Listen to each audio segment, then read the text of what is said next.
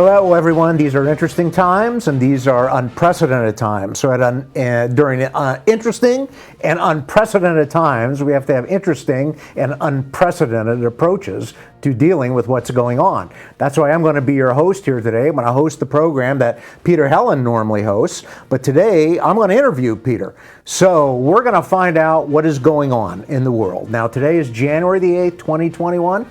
Just 2 days ago was the march in Washington, D.C. that has been called by Senator Chuck Schumer a day that will live in infamy. Now, I had actually taken that term a couple days earlier in an article that I had written and put up on the web, that this will be a day in infamy, I said, because it is not going to result in the result that the president wanted. And so what happened was a lot more than just simply the counting of the electoral votes. Now, somebody who's an eyewitness to some of that is Peter Helland. That's why we're having this special program with Peter as the guest. Peter? Dave, yep. Good afternoon. Hi. How are you? Good. Good. Are you ready to talk about your experience? Yep. Okay. Now, you're wearing a couple of pins right now, yes. Right? And why are you wearing those pins? As Fox News, Hannity, the slash through it and stop the steal. What's that about?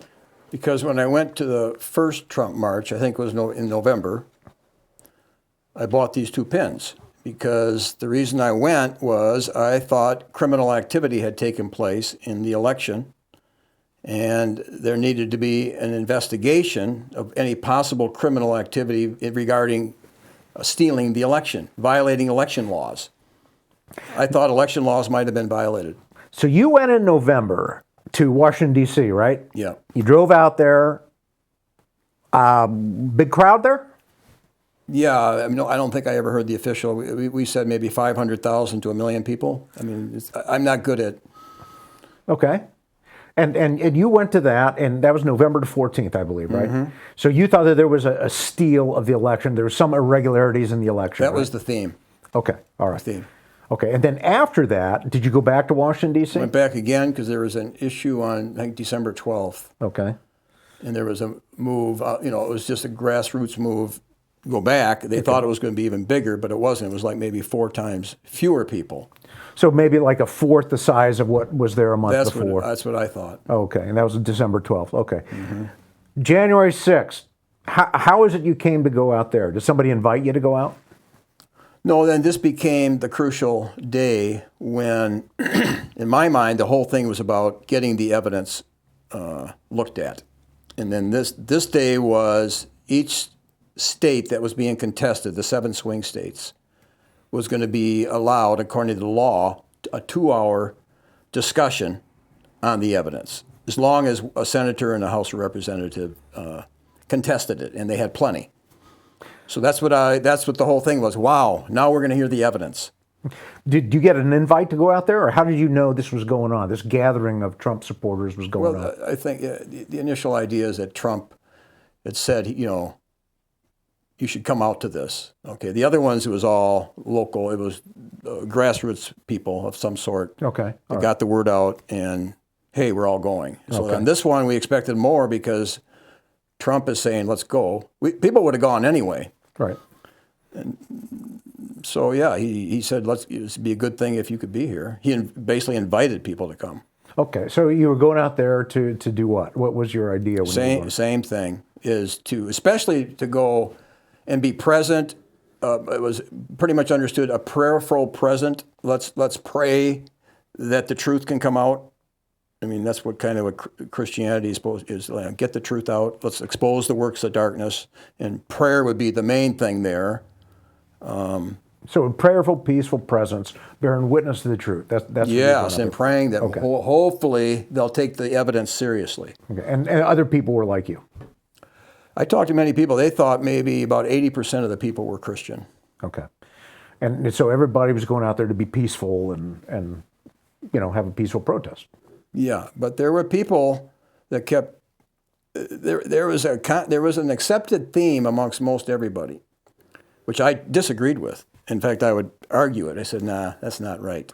Well, you talked to a lot of people on your way out there. Now, did you do it in one day? That's like a day trip, right? Or 2-day trip? Or we drove to About 500 miles. Okay. And then we had 200 more, about 150 more miles to go. So Right. we would drive, maybe it was 130 miles from the city, and then we would just drive 2 hours to get back to the motel, Okay. All right. rather than be there.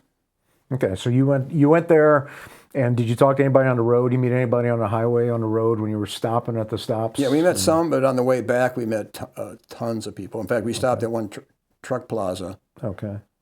and we didn't get out of there till 3 hours later. We're hitting. I don't even know how they must have saw my pin, but people gravitated to each other like, wow. And then everybody shared their experiences. It was like really intense. But most everybody was Christian. That was for me. That's what I'm aiming at. So you were wearing those pins. Yeah, I had them on. So and that drew everybody around you. Well, if I saw somebody that was a Trump person Right. at the place, I really kind of, hey, what do you think? What do you think? What did you see? Because we didn't know. We weren't watching TV, so we didn't have access to everything. All we had access to were personal testimonies. So this on the way back, they're talking. It's a positive experience for people. People are well, they're real positive about the camaraderie, but one of the people in our group ended up praying with this lady, a pretty lady. She was so distraught. She was devastated by what happened.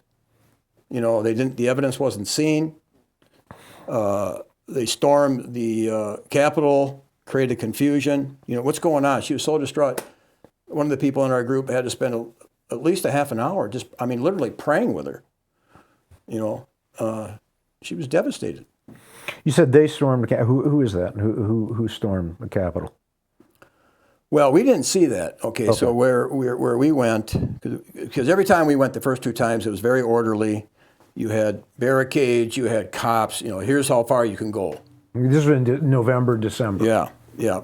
And then this time I get there, hey, we're going to the Capitol. So we walk there, and people are converging in from many places. And they had signs, can't come past this point. Okay. And this is by the Capitol. And thousands of people are past that point. Okay. And I'm going, I said, I'm real suspicious here. Something's really not right. Because even by the time we got there, it already had thousands of people past that point. Really? Yeah. And I'm going, But I didn't go past, I wasn't going to go past that point. I was at where I thought you should be, because it seemed to me that's a confusing, is that trespassing? What is it? They were up, they had a big, huge statue with two goddess-like figures, and they had people all climbed up with their megaphones. This was past the sign. Yeah. Okay. Right. What were they saying? What were these people saying? Just your normal bad stuff, as far as I'm concerned, because I'm opposed to the heresy that Americans buy into, that authority comes from the people. Okay. Okay? I don't agree with that. Okay. Authority comes from Jesus Christ. Okay. Okay? And the governments are ordained of God, and they're not ordained by people, and people can't create government. No more than you can create marriage or things like that. God creates that authority. But nobody bought that. Nobody buys that in America. So everybody bought the idea, well, we're citizens. We're not subjects. We're the government. They have to obey us. That's our house. That's the common language. Everybody jumps to that, and boy, they can manipulate you to storm the Capitol with that. And they did. You think there was manipulation here to get people to storm? I think it's manipulation to say we're the government and they're our servant. I think you're already conquered at that point myself. Okay. And so when I talk to people, I said, hold it here, slow down. Are you sure that's true? Think about it. You're a Christian. I'm not going to tell them what to believe. I'm going to say, think about it again. You didn't go past the sign then? No. Right? You did not go past. You did not go up to the Capitol building? Oh, no. No. Okay. All right. So I was right there. Right. That's where we stayed. You stayed right at the line. You did not approach it. Right. Okay. Yeah. Did you hear anybody tell you guys or tell people to go up to the Capitol building? Alex Jones, I have a video clip. I just took a video clip of Alex Jones, had his little group, like 50 people, and they're storming past us on the street to the Capitol. Oh, that was that video clip you sent me of those guys running down the street. Yeah, I didn't see them running, but I can't exactly remember his message, but I know Alex Jones' message. We need another 1776. You know, we are the government. That's our house. Yeah. They have to, you know, we pay them. Right, and you don't agree with that? Not at all. I mean, I talked to some looked like really astute women in particular. There were 3 of them together, very astute, but they buy into that. I'm thinking it's like, you know. Now, who were these women you were talking to, these astute women? Well, we were trying to get to be positioned with the crowd to hear the talk, and then we meet some people saying, you can't, it's too crowded. And they had been there, and they came back and said, we're standing here. We might have a better chance to hear from here. So this is on the mall? Is this on right before the Capitol? Right before the Capitol on the mall. So there were people up on a dais speaking, right? Yeah, right. But we couldn't see it from where we were from. Did you ever watch the video of that? Apparently they had Rudy Giuliani up there and some professor up there and a bunch of other people, and then President Trump got up there and talked to. Did you ever watch it? I know started at 9, and we got delayed, and we missed getting there at 11 even. Okay. Okay. Yeah. So apparently that was a blessing. Talking to those 3 girls, they got out. They said it was too crowded. We couldn't handle it. Wow. Couldn't move. Okay. So packed in there. Okay. And you just stood back and tried to listen as best you could. Yeah, and then I got talking to those 3 girls, 2 of them in particular. All right. You know, and I'm really. Well, how would you describe these girls? Were they Christians? I didn't really press them on that point. It could have very well been. They're from Virginia Beach, and the one had moved to New York, and she was fairly sophisticated, you know, just a very pretty lady. And so I'm talking to her about where authority comes from. You know, why are we here? Well, we're here because, you know, we're the government. And I'm going, hold it. Just get her to think. But it's just such a radical position, and it could lead you to doing weird things. And I think that thinking, I heard too many reports of people telling me that they saw Antifa, what they believed to be Antifa, okay? There's a debate on, you know, was there Antifa or not, but the people believed they were, and they said, come on. And the one couple was saying, no, we didn't buy it, but he said, unfortunately, there were some Trump people that did buy that. But the argument was, come on, that's your house. You're the government, that's your house. And they were saying the Antifa was saying it, but the problem is, that's what they said too. So Antifa was saying what they were saying, that's your house. So they were tapping into something that these people believe. The cautious one said, something doesn't smell right. And I talked to many people, especially at that plaza, because they kept coming and we talked. But the one guy had just married a pastor's daughter and basically just became a Christian 2 years ago. She was a Christian all her life. They were young, about 29. And he's kind of into QAnon, okay? They're in Battle Creek, okay? And so I don't follow that, but I understand what he's saying. So, but he said it was really strange. It was like surreal. What was surreal? The point when they were breaking into the door. I heard a lot of people give me reports on what they saw at the door. Okay. Okay. And I can't tell which couple was telling me who. You know, I talked to so many people, but one report was that they opened the door. Okay, the police. The building was open the day before to the public. Okay, that building's open to the public. Right, it is open. Right. Okay, so the police were doing very confusing things. You know, some might let you in, some might treat you like this, and then the other one might shoot you, which is what happened. So it's like, well, what's going on? Okay, but they said, this is what you're hearing from other people. Oh yeah, but I did see the video where you see the gun come right up, okay, and blast that girl away. Right.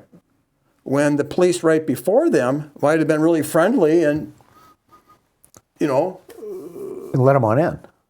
more or less is what I'm hearing. Did you see any construction for the inauguration? Because sometimes they'll put up, like, I don't know, bleachers and structures on the ground so people can sit there maybe or stand there. Did you see any kind of preparation for the inauguration, the platform or anything like that? Well, from the distance, I could see where Trump was probably speaking. Okay. I mean, but You could see where Trump was speaking, but I mean the inauguration around the Capitol building. not around the Capitol. You didn't see anything there. Okay. All right. Okay. Well, that's interesting. So, I mean, you could see Trump when he was speaking, though. I couldn't see him because I was off to the side. Okay. All right. And if I moved up, I couldn't hardly hear him, but if I moved up, I could then hear him. And then people were playing it off their big speakers. They were getting it. So if you walked around, you could hear people gathered around. So one time a lady, we were gathering around her cell phone. And listening. A black lady had her cell phone. Everybody's gathered around, and she's helping people hear. Right.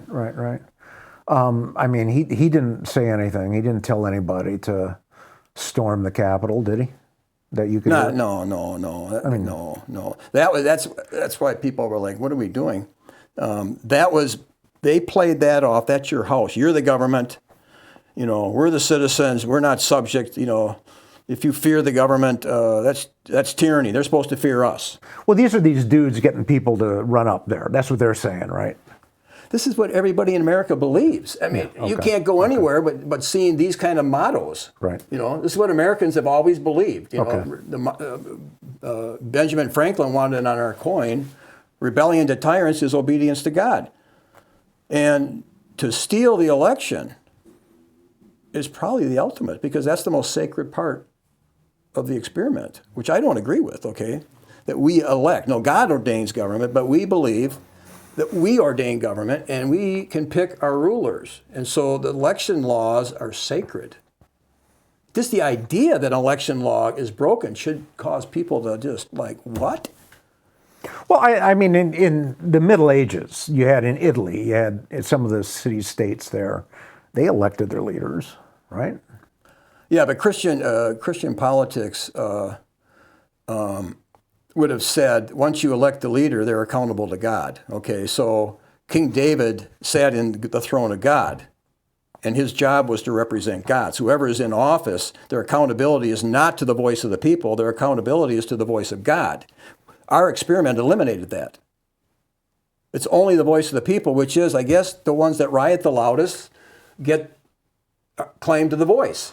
So the policies of government, if you look at the Bible, like you talk about in old Israel, the policies of the government were supposed to be God's laws.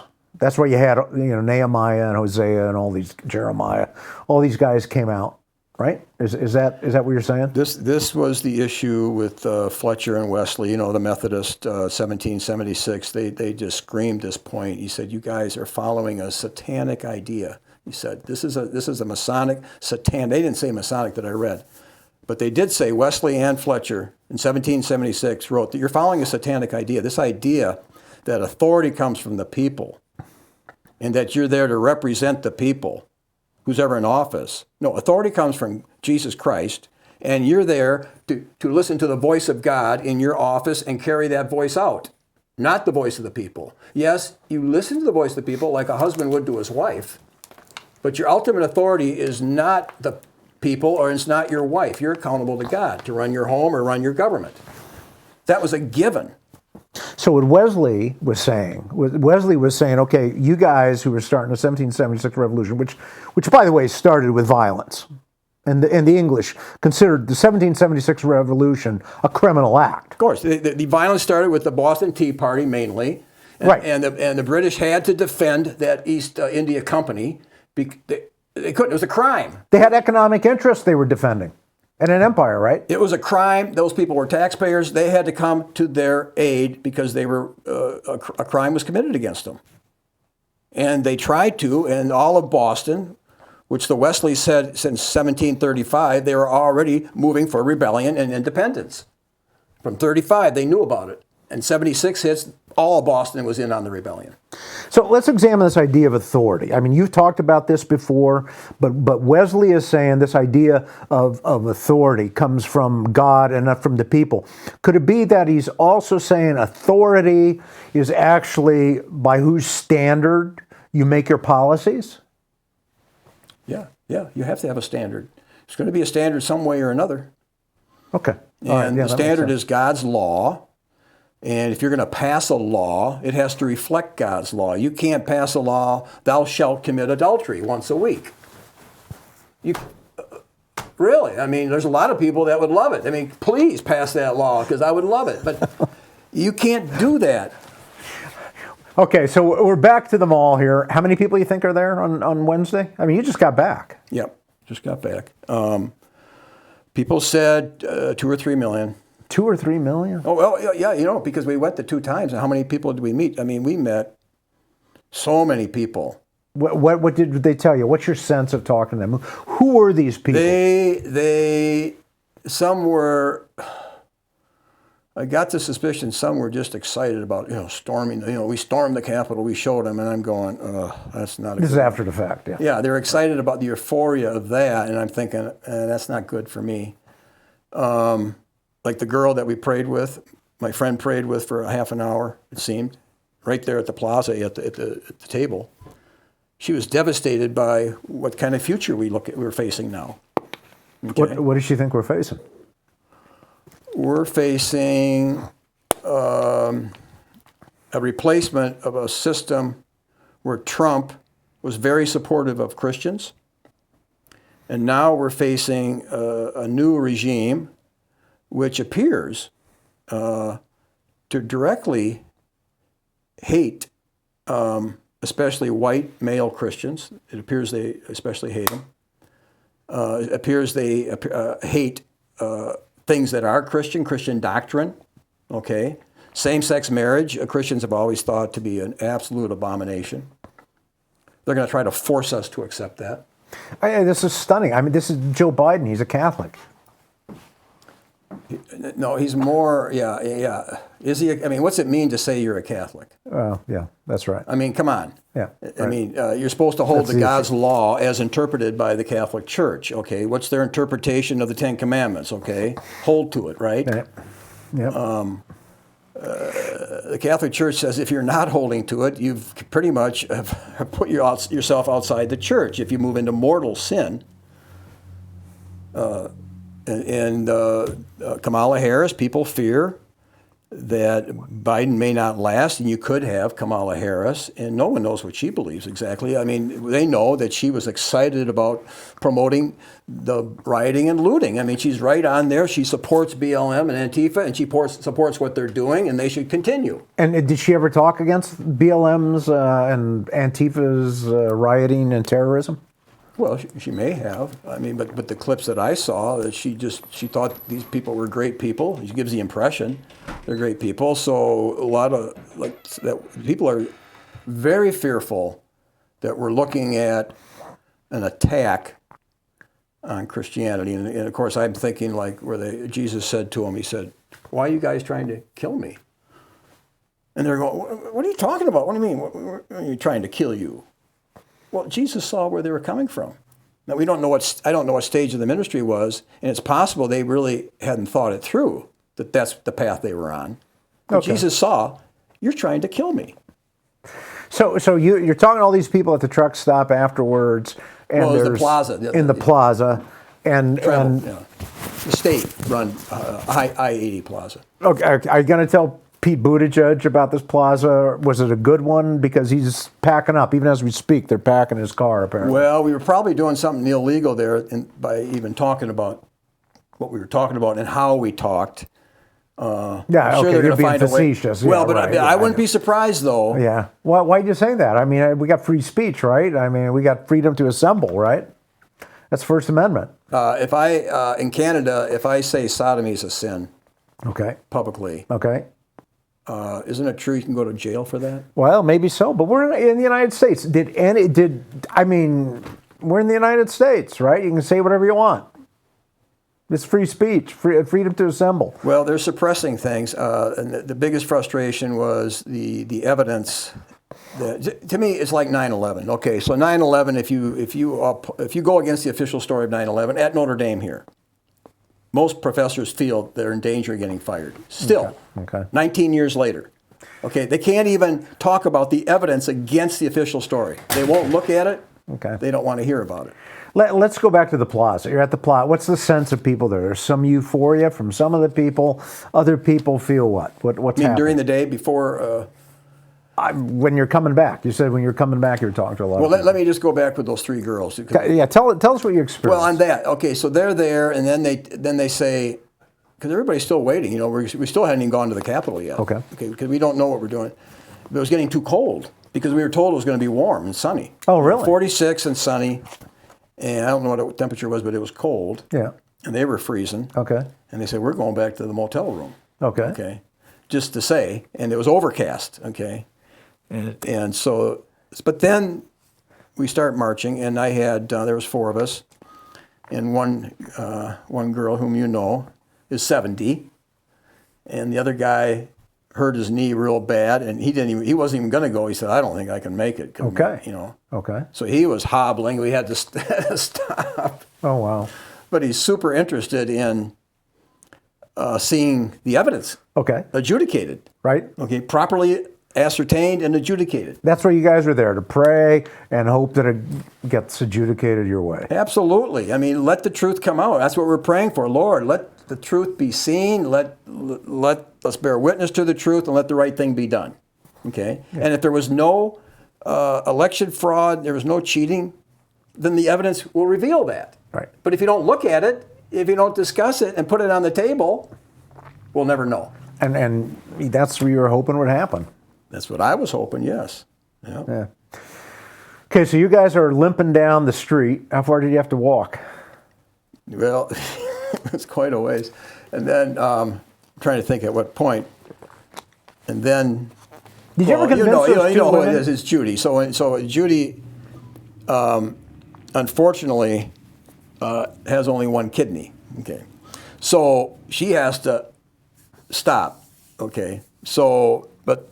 Also, unfortunately, the mayor decided, I said, try to torture us. Okay, she did her best to try to torture us. How's that? How's she torture? Shut down everything.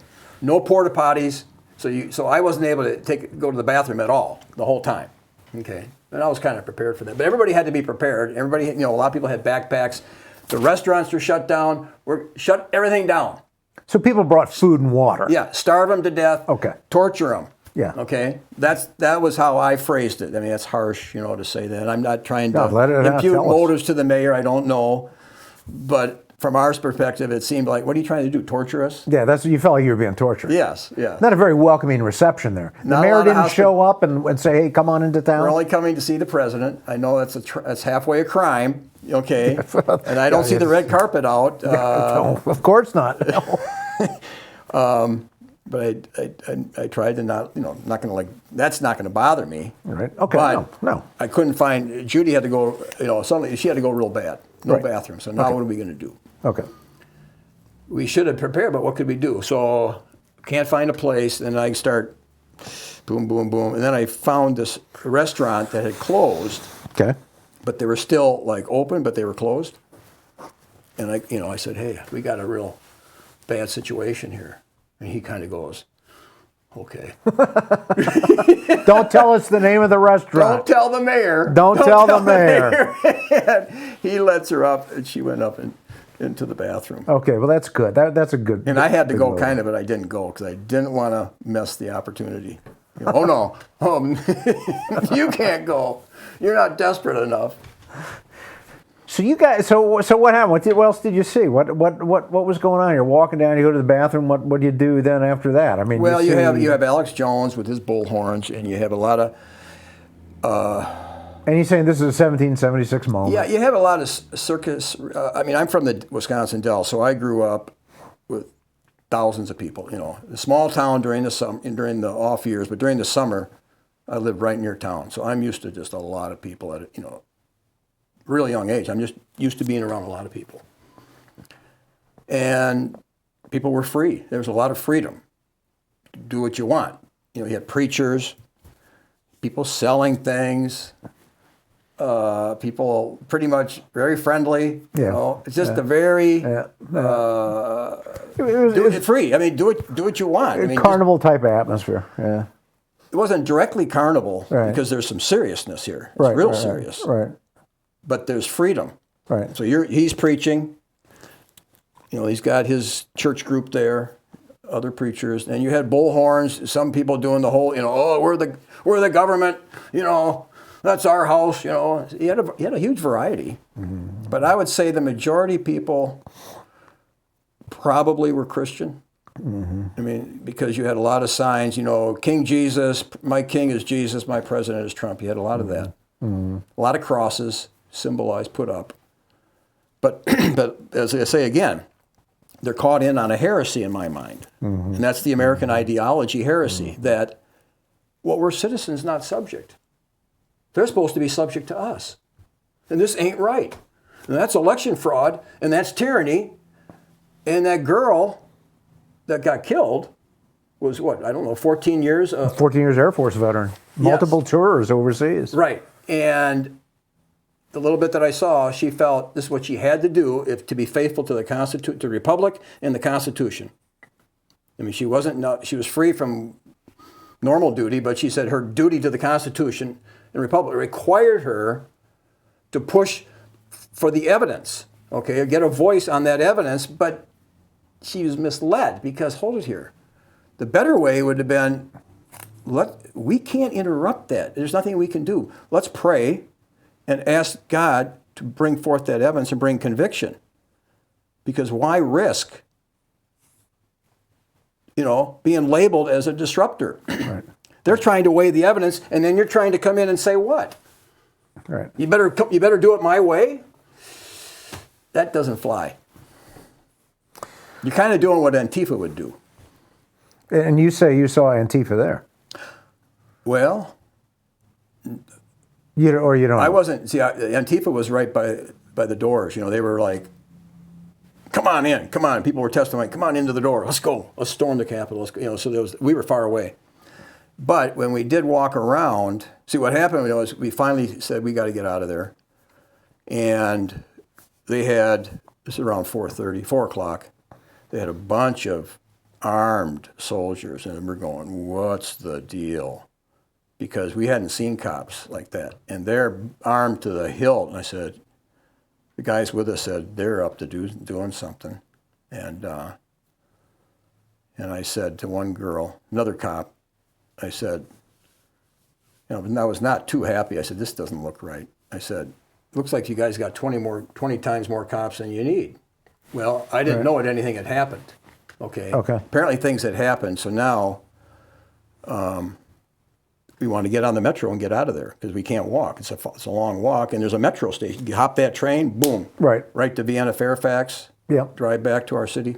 Yeah, that's the beauty of that system. It's a great system there in D.C. Yeah, the whole metro. Well, the mayor was trying to torture us. Okay, so she shut down the metro. She shut it down. Oh yeah, at that location.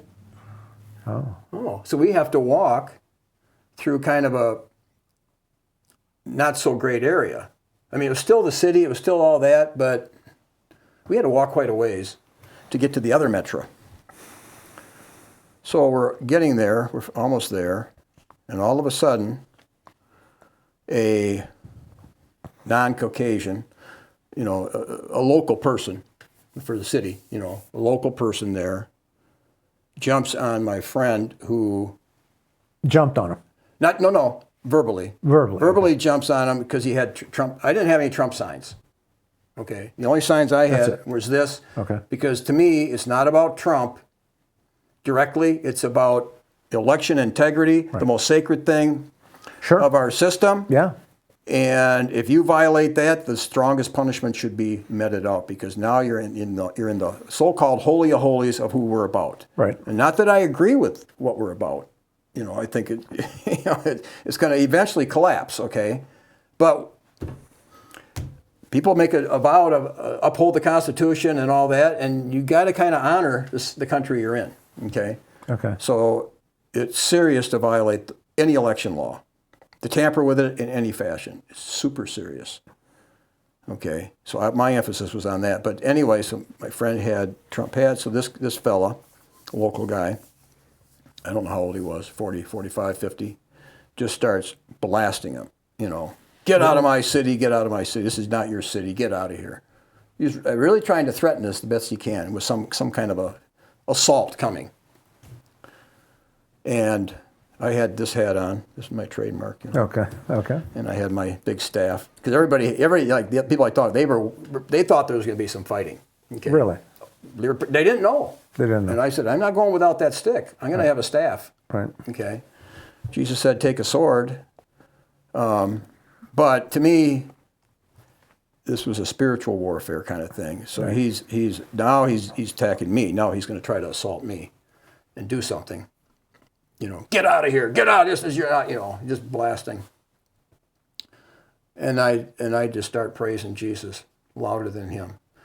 Praising Jesus, praising him, and he'd get louder, and I'd get louder. And he wasn't praising Jesus. No, I'm saying, I know who my God is, who's yours, okay?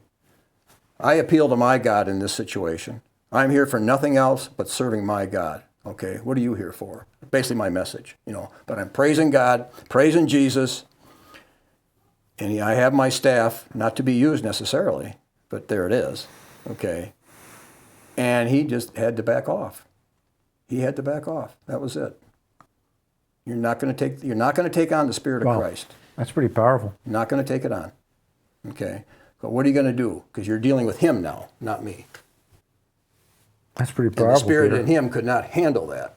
But you're finding that's the animosity that's in that city. They had huge animosity.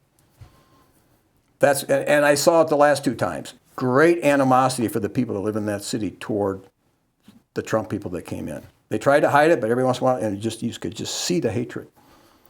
So I'm suspicious that when the girl that got shot, that was not a white person. It was clearly, you could see the hand. It was not a white person.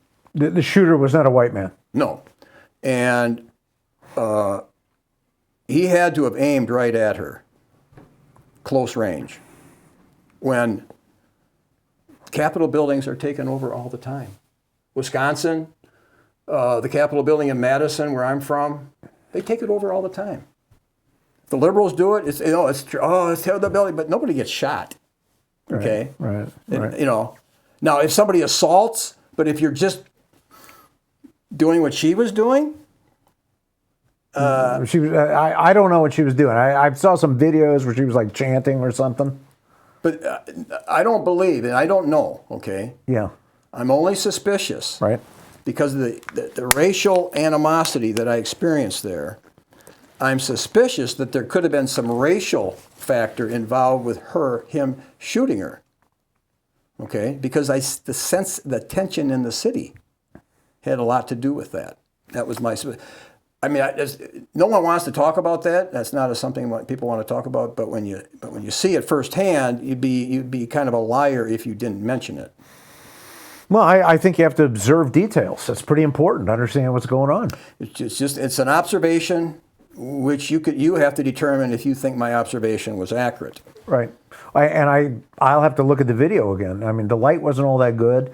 No, definitely the video. It looked like it was a dark-skinned man, and it could have been. It didn't seem like logical why she had to be shot, because the other cops are inviting him in, treating him all right, not doing anything. You wouldn't get the suspicion that then if you just go around the corner, the next cop's going to shoot you. No, not if you're being invited in. Well, this is debated. But these are things you're hearing. That this was not a situation that you felt they were going to shoot you. Right. So who was this guy that makes great leaps over the standard protocol and just shoots a 14-year Air Force veteran in the throat, I think, who is dedicated to serving the law of the Republic. I mean, the Constitution. This is what she's doing. She was trained. I mean, she's been trained by the government to think this way. And then she acts on it, and the government, under that mayor or whoever, shoots her. Is there's not a problem? Yeah. You know, so should you be a little bit upset? Should you just, well... Maybe so, huh? I try not to get angry and what do they say? Hope for the best and prepare for the worst, you know. Yeah. But people are devastated. You know, you saw people devastated. To me, like talking to those three girls, I mentioned to the one girl, I said, well, this kind of happened back in 1970. What happened then? Well, here's the feeling of these girls who are, these are sharp three girls, but they're, not only do they believe, you know, we're the government and all that, but they also believe the whole thing's corrupt. Okay. From top to bottom. Okay. Okay. And it reminded me of how we felt when I was 18, before I went to Notre Dame. Okay. Because they, was my sister's classmate. She was our neighbor during the summer, a couple summers. And I knew her pretty well, but she joined up with those two guys, Armstrong and the other guy, and they loaded up that truck with, I think it was dynamite, and they put it near that Army Research Building downtown Madison. Oh, right. Blew it up. Boom, yeah. And the one guy was killed, and the movement just collapsed because a person died. But the movement was going. But the essence of the movement was the whole thing's corrupt. I mean, you came into full agreement. The whole thing is corrupt, top to bottom. Now, a lot of that is useful ignorance. Right. A lot of that is rebellion. And Right. as you get older, you can see. But there was strains of truth to that. And now I'm seeing the same feeling coming back here. With who? Who are you seeing in the same feeling? With the Trump people. They're feeling the whole system's corrupt. Absolutely. Same thing they felt back in the late 60s.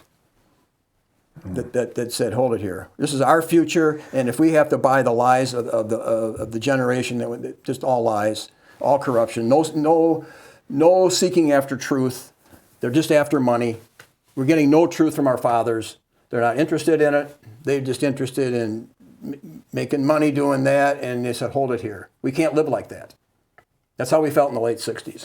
What was the age of the crowd when you were there on 2 days ago? The first time you had a lot. The first time was like a lot of young, like a lot of homeschool families. Right. A lot of kids. Right. Families, you know, and it was real kind of sweet because you see these pretty girls, you know, and their families, and everybody's just, you know, it's just kind of like Bavaria, Germany, you know.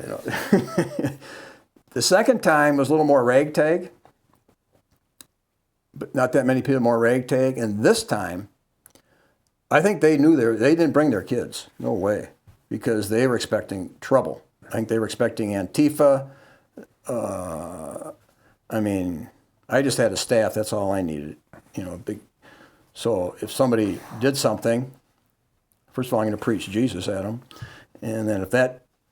Then, but other people were prepared. Okay. Yeah, right. So you didn't have the younger children there. Yeah, but nobody wanted to start a fight. No, like I said, 80% are Christian. Nobody wanted to start any trouble. No. You sure didn't. I mean, I know you. You're not going to do that. I don't believe in that. No, I know that. Yeah, we just had a show I did with Gus, you know, on Blessed Are the Peacemakers. Okay, Right. So I can't. Right.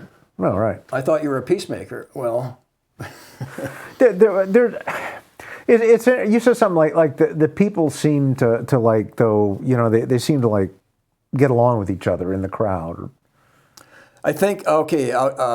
There's a cohesion at the truck stop on the way back. One of the reasons is I talked to, at the truck stop, there was a mother and daughter. The daughter has a 15-year-old son, and the girl is real pretty, okay? And so she was interested in talking. So we talked quite a while, talking about everything, Christian woman.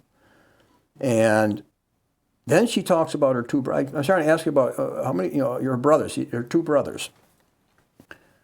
Two brothers are very interesting. She said, well, when my older brother was 5, he prayed for a boy brother. You know, he prayed to have that mom would have a boy. He prayed to have a little brother. Yeah. Yes. Okay, yeah. He just, that's all he wanted. And the mom couldn't get pregnant, you know. It's finally, you know, God gave him so he's 5 years older. So he said they were like that. Just like that. Their whole life, you know, all the way up, and now they're 42 and 38. But now, because of Trump, they won't. The one that doesn't like Trump, there's one that likes Trump, one that doesn't like Trump. The one that doesn't like Trump will not talk to him at all. Not at all. Wow. Okay. Wow. And she said, part of the problem was he married a real nice, charismatic Christian black girl.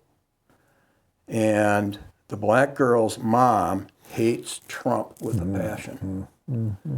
And she doesn't know what happened, okay? But she said that it was his wife's charismatic Christianity that drove him away from church.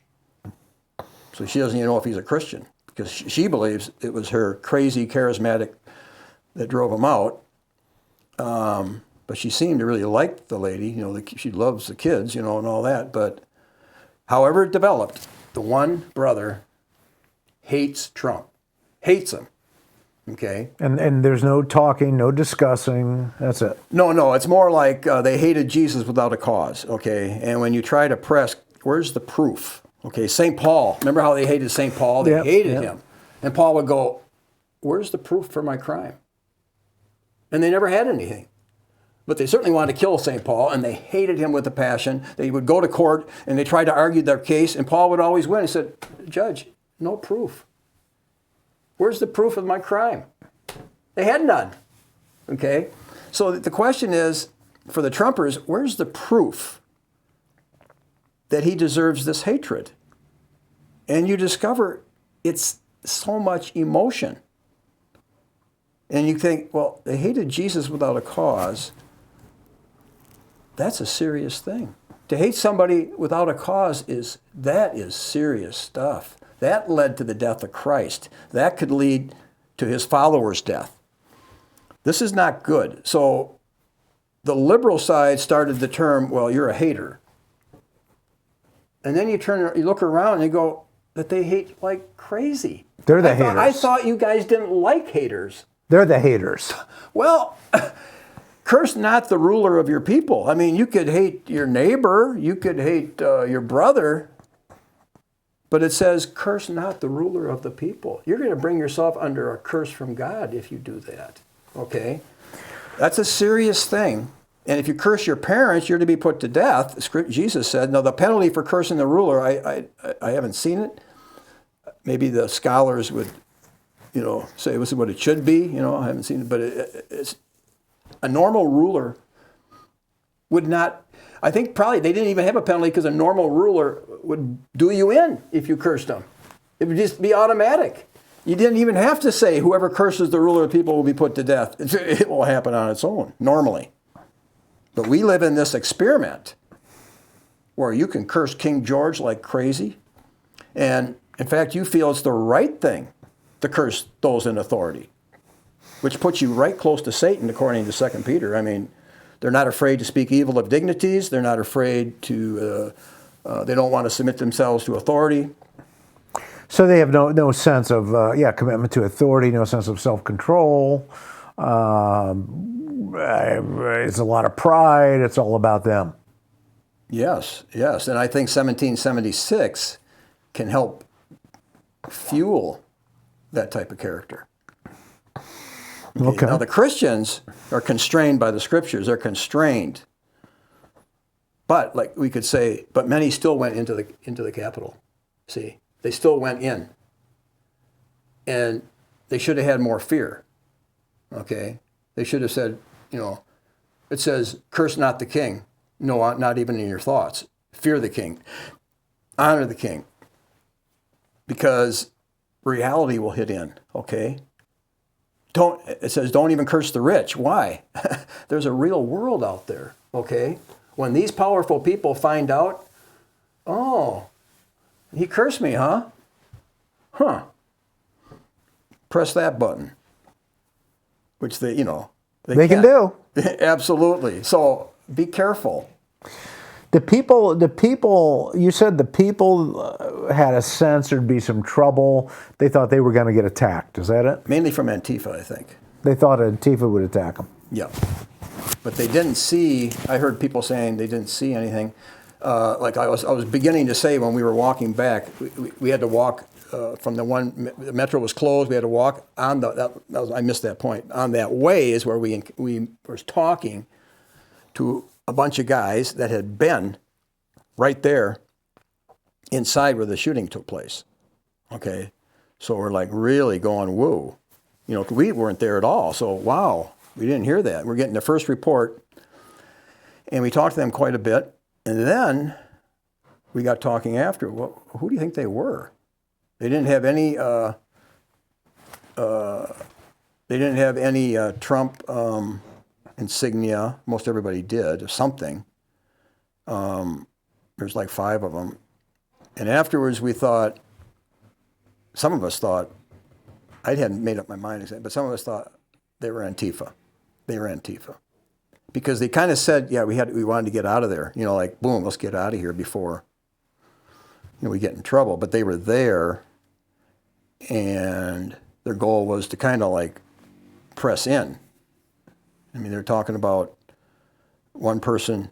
They got the door. Their door was open, and they would bear mace them. The police would bear mace them at the door, and then drive that person back. And they said, and then somebody would take his place to keep the door open, and then bear mace him. Keep happening and happening until they broke through.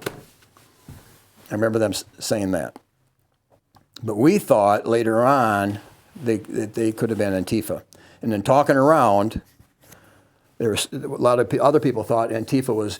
They could really envision what was happening. You know, they were saying, "Come on, go! Come on, let's go! Let's do it!" And they thought those were Antifa. But and then another lady said, "Yeah, but how will we prove it? How will we prove that there is Antifa?" And I go, "Yeah, America can infiltrate any group out there. Always has. You know, we have a system set up that we know how to infiltrate drug groups, this group, but." We just can't infiltrate Antifa. We have no idea what they're doing because they're so good at hiding what they're doing. Well, I don't believe that. There were guys walking around the photographs with helmets and flak jackets, and one of the guys walking down did have the Antifa helmet on. Okay, but we met. I met with a bunch of guys. There was people going everywhere, but I met one group, and we were saying something to each other. I can't remember what it was about. And then I'm going, they kind of, like I said, I think I know. I said, "Are you guys Proud Boys?" And I said, and the guy had a big smile on him. He goes, "We got your back." So they were there to protect maybe the older people. I mean, we're 70, 68, 62. Yeah, you're one of the older people. Right, but he had such a nice twinkle in the eye, and we got your back. So there's a really good feeling, but I think they went into disguise because their leader got arrested. So they were more, you kind of had to like watch them. Okay, kind of like more like a normal life. Normal life, I grew up, thousands of people. You go into the bars, I mean, I used to, nobody had a uniform of any kind on, but everybody did their thing. And you'd have to go, yeah, that's Joe. Yeah, careful. You knew who everybody was. Yeah, you know everybody was. Nobody had a uniform of any kind. Not the case here. Where did Alex Jones people go? That clip that I sent you, they were just, I think they had their loudspeakers, they had their thing, and he's, in that, he flips into this. Did they charge the Capitol? Well, see, we didn't. I didn't see. They might have got there first because we're walking real slow. We have to stop and rest. And a lot of people, thousands of people, were on the other side of the barrier. You know? So, but he was all frenzy. The opposite of me. In my mind, what they should have done, he says, we need to be praying. I'd say, hold it. This is critical. It's a matter of the truth convicting these guys. We got to pray for the Holy Spirit to convict them of the truth of the evidence. If it's true, we need a fair balance of the evidence. This does not call for frenzy. This calls for peaceful prayer. Well, nobody had control over that, and somebody else stole the narrative that this is our house, we're the government. Well, this is not the time and place for that. Okay? Doing that, you may actually cause the whole investigation to stop. So, what's your motive here? So you think there were some agent provocateurs in there? Oh, I'm suspicious of Alex Jones being an agent provocateur. Why would you be doing that at a time like this? Hold it here. Why aren't we praying? They're weighing the evidence. It should be super peaceful and let the Holy Spirit convict them. And you're going to come in there and take it over and do what? Weigh the evidence for them? This is insane. And that's why that guy was saying, this is surreal. Something's wrong. Now, whether it came from Antifa. It was a setup. Yeah, I believe Antifa was involved. I believe they were in town. Okay, they weren't just twiddling their thumbs, and they're planners. Okay, they may take weeks to plan, because I know people that love Antifa, and I know them. I'm not trying to shoot them, but I know they plan, and they're very good. Some people say that Antifa was not there, and they say that what you had was neo-Nazis that were in there. And Buffalo Guy, I'll have to ask you if you saw Buffalo Guy, but Buffalo Guy is apparently some fella from Arizona who's a big into QAnon conspiracy. Did you see Buffalo Guy there? No, only on the video. I did. Like I said, I talked to the guy that believed in QAnon a lot. Yeah. And he seemed to be, well, he just became a Christian 2 years ago. So, it's, like she said that her dad was a pastor, and she was just all theology, Bible school, and he was all, the conspiratory stuff. So now they've merged, So now you have, well, this is all right, the political merging with the theological, creating a healthy balance. Because sometimes the church just ignores what's going on in the political. You ask your pastor or your priest, well, what do you think about the election being stolen? Isn't that terrible? I mean, they absolutely pulled every trick in the book and lied and cheated and Dominion served or whatever and stole the election. You got an opinion on that? Well, you get the impression these pastors don't want to talk about it. Well, why not? They should talk about it. They should have the guts to talk about it because it's pertinent. Well, a lot of them don't have the guts.